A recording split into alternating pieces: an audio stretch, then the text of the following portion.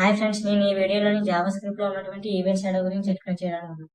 First of all అన్నిటికన్నా event shadow గురించి తెలుసుకోవాలంటే ఇప్పుడు హెచ్టిఎంఎల్ లో నేను ఒక ట్యాగ్ రాశాను, పి అనే ట్యాగ్. ఈ పి అనే ట్యాగ్ యూజ్ చేసుకుని జావా స్క్రిప్ట్ లో అనదర్ మనం ట్యాగ్ జనరేట్ చేయాలనుకుంటే క్రియేట్ ఎలిమెంట్ అనే ఒక ప్రాపర్టీ యూజ్ చేస్తాం, మెథడ్ అని యూజ్ చేస్తామని మనకు తెలుసు. అయితే ఇక్కడ యూజ్ చేసుకుని మనం హెచ్1 ట్యాగ్ జనరేట్ చేసాం. అయితే ఇక్కడ జనరేట్ అయినటువంటి హెచ్1 చైల్డ్ ట్యాగ్ అనేది పారాగ్రాఫ్ ట్యాగ్ కి చైల్డ్ అవుతుంది. కాబట్టి పారాగ్రాఫ్ ట్యాగ్ కి మనం ఎటువంటి స్టైలింగ్ ప్రాపర్టీస్ అప్లై చేస్తాం సిఎస్ఎస్ లో, ఆ ప్రాపర్టీస్ అన్ని కూడా ఈ హెచ్1 చైల్డ్ ట్యాగ్ కూడా జనరేట్ అవుతాయి. ఈ విధంగా ఇవి రెండు ఇంటర్లింక్ అయ్యి ఉంటాయి. కానీ జావా స్క్రిప్ట్ లో ఉన్నటువంటి ఈవెంట్స్ యాడోలో మాత్రం అలా జరగదు. నేను హెచ్1 ట్యాగ్ అనేది ఒక ట్యాగ్ జనరేట్ చేసాను. ఆ హెచ్1 ట్యాగ్ కి సంబంధం లేకుండా అనదర్ వన్ ట్యాగ్ అనేది జనరేట్ అవుతుంది by using of shadow method. దానికోసం నేనైతే హెచ్1 ట్యాగ్ జనరేట్ చేసుకున్నాను. జనరేట్ చేసిన తర్వాత దానికి క్లాస్ నేమ్ ఇచ్చాను. క్లాస్ నేమ్ ఇచ్చుకొని ఆ క్లాస్ నేమ్ ని డౌన్ యూజ్ చేసుకుని ఒక పర్టికులర్ ఏ అనే ఒక వేరియబుల్ స్టోర్ చేసాను. ఆ వేరియబుల్ యూజ్ చేసుకుని అటాచ్ షాడో అనే మెథడ్ యూజ్ చేసుకుని అందులో మోడ్ అనేది ఓపెన్ చేసాను. ఓపెన్ చేసిన తర్వాత ఎలిమెంట్ మొత్తం షాడోకి అప్లై చేసాను. ఈ విధంగా ఇక్కడ ఒక టైప్ ఆఫ్ ట్యాగ్ అనేది జనరేట్ అవ్వదు. ఈ షాడో ట్యాగ్ కి హెచ్1 ట్యాగ్ కి ఎలాంటి ఏ సంబంధం ఉండదు.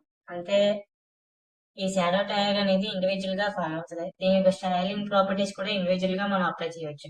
కాబట్టి ఈ షాడో డాట్ ఇన్నర్ హెచ్టిఎంఎల్ అని రాసిన తర్వాత దానికి దాని లోపల ఇంకో ట్యాగ్ జనరేట్ చేసాం. ఏంటంటే బటన్. బటన్ ఒక ట్యాగ్ జనరేట్ చేసిన ఆ బటన్ ట్యాగ్ కి క్లాస్ ఎలిమెంట్ కి ఒక పర్టికులర్ నేమ్ ఇచ్చాను, పి అనేది. దానికి ఫాంట్ సైజు 50 పిక్సెల్స్ అనేసి ఇచ్చాను. 50 పిక్సెల్స్ అనేసి అప్లై చేసిన తర్వాత ఒకవేళ ఈ షాడో లోపల ఉన్నట్టు ట్యాగ్ లోపల ఉన్నటువంటి ట్యాగ్స్ ని కూడా మనం యాక్సెస్ చేయాలంటే షాడో డాట్ క్వరీ సెలెక్టర్ అనే ఒక టామ్ యూజ్ చేసుకుని మనం యాక్సెస్ చేస్తాం. ఇప్పుడు shadow dot query selector use చేసుకుని లోపల ఉన్నటువంటి ట్యాగ్ ని యాక్సెస్ చేసుకుని ఇంకో వేరియబుల్ కి అసైన్ చేసాం, బి అనే ఒక వేరియబుల్ కి. ఆ b dot add event listener use చేసుకుని క్లిక్ ఈవెంట్ యూజ్ చేసుకుని ఒక ఫంక్షన్ రాసుకున్నాం, బీబీ అనే ఫంక్షన్. ఎప్పుడైతే మనం ఈ క్లిక్ బటన్ నొక్కుతామో అప్పుడు అలర్ట్ అనేది రన్ అవుతుంది. రన్ చేద్దాం. ఓకే, క్లిక్ అనే బటన్ అనేది ఆల్రెడీ జనరేట్ అయింది. నేను టచ్ చేస్తాను. టచ్ చేస్తే ఈ విధంగా ఫామ్ అవుతాయి. హలో, లైక్ అండ్ సబ్స్క్రైబ్ అనేసి అలర్ట్ లోపల రాసినటువంటి డేటా.